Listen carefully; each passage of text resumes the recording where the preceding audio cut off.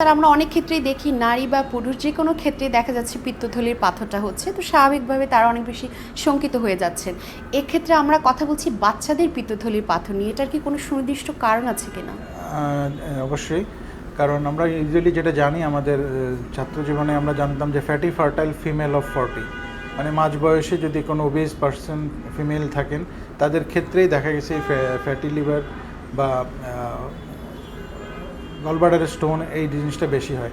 কিন্তু আমাদের আজকালকার যে বললাম যে বাচ্চাদের ক্ষেত্রে দেখা যাচ্ছে, বাচ্চাদেরও এখন আজকাল যেহেতু অনেক জাঙ্ক ফুডের পরিমাণ বেড়ে গেছে, বাচ্চারাও চাইল্ডহুড ওবেসিটির পরিমাণ বেড়ে গেছে। এছাড়া আগে যেটা নির্ণয় হতো না, রক্তের ভাঙার যে রোগ হেমোলাইটিক ডিজিজ, এটা আগে নির্ণয় হতো কম, এখন নির্ণয় হচ্ছে। গলব্লাডার স্টোন নিয়ে আসছে। এছাড়াও আরও অনেকগুলো ছোটোখাটো কারণ আছে যার জন্য কিন্তু গলব্লাডারের পাথরটা হচ্ছে। স্যার এক্ষেত্রে একটা কথা না বললেই না, আমাদের গ্রামাঞ্চলে বিশেষ করে প্রান্তিক অঞ্চলগুলোতে অনেকেই মনে করে থাকেন যে হয়তো বা খাবারের সাথে কোনো পাথর খেয়ে ফেললাম বা চালের সাথে অনেক বেশি পাথর আছে, সেটা পরিষ্কার করা হচ্ছে না, এই ক্ষেত্রে পাথরটা হচ্ছে এটাই কারণ। এই ক্ষেত্রে আপনি কি বলবেন? এটা একটা আসলে একটা হাস্যকর ব্যাপার। এটার সাথে এটার কোনো আসলে সম্পর্ক নেই। পিত্তথলি এবং পিত্তনালী তার যে সংযোগ, সেখান দিয়ে কিন্তু পিত্তটা পিত্তথলিতে ঢোকে।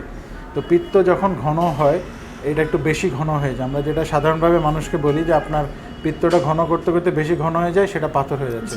এটা আসলে পাথর খাওয়ার সাথে কোনো সম্পর্ক নাই।